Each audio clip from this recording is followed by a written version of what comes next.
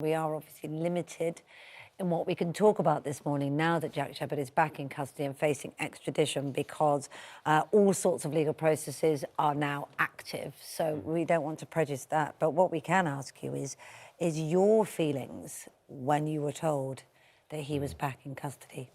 Well, I got the phone call yesterday around 4 o'clock and it was very emotional. It's been a 3-year roller coaster, it seems, and just the overwhelming relief and, you know, that at last we're getting closer to justice for my daughter because she didn't deserve this. And, you know, I mean, Jack Shephard wasn't at his trial. He was found guilty in his absence and then he's absconded. It left a void and a gap of, you know, emptiness, really. So for the family now to see the end sight, it is both welcoming and heartening and such a sense of release. As you are aware, we saw the Home Secretary and the Home Secretary gave his personal assurance that he was going to oversee and that he would, if necessary, when Jack Shephard is found, you know, intervene and do whatever is necessary to help matters. Which I found very heartening and grateful. But to see Jack Shephard hand himself in, I think he's done the right thing. And I believe his lawyer says that he doesn't feel safe in the UK. OK. I mean, what are your thoughts about that? Well, I think our criminal justice system is the best in the world. He didn't attend his trial, which I find bizarre. He would have had every opportunity to defend himself and to speak. And of course, we weren't given the opportunity to see him on his trial and, you know, hear his version of what happened. And his version of what happened hasn't been tested because he wasn't there, of course. But irrespective of that, the jury found him guilty and the judge gave him the 6-year sentence. You know, so I'm a bit confused to why he thinks he's not safe. It's just the process that you and your family have been through must have been extraordinary to try and deal with. I mean, a beautiful picture of your daughter behind, who is tragically not with us anymore. And when the story comes up, you're seeing pictures of her. And having to live through that whole experience, I can't imagine what you've all been through, Graham. How tough has it been? Yeah, it's been absolutely devastating.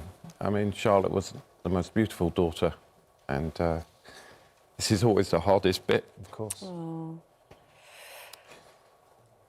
Sorry. No, don't apologise. We all completely feel for you. Is there anything we can do to help you? I know you want to tell us about your daughter. Well, that's part of what... Well, she was a beautiful soul and a beautiful daughter. And everyone who knew her knows that.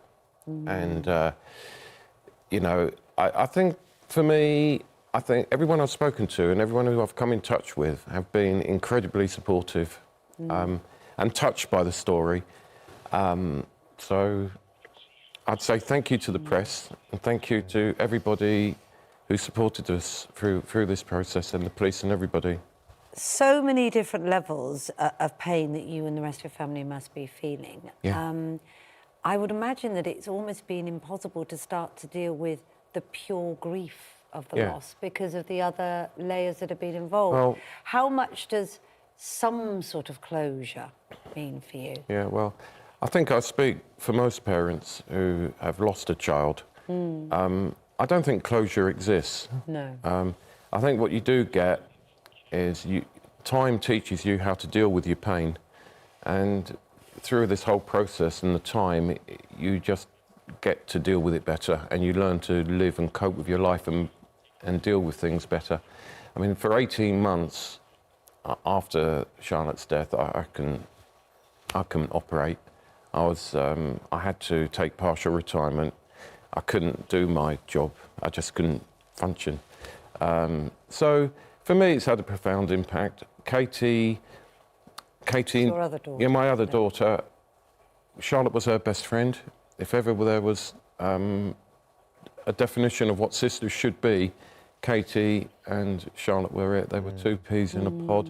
And you got Vicky, my other daughter, absolutely, completely devastated. And let's not forget Mum.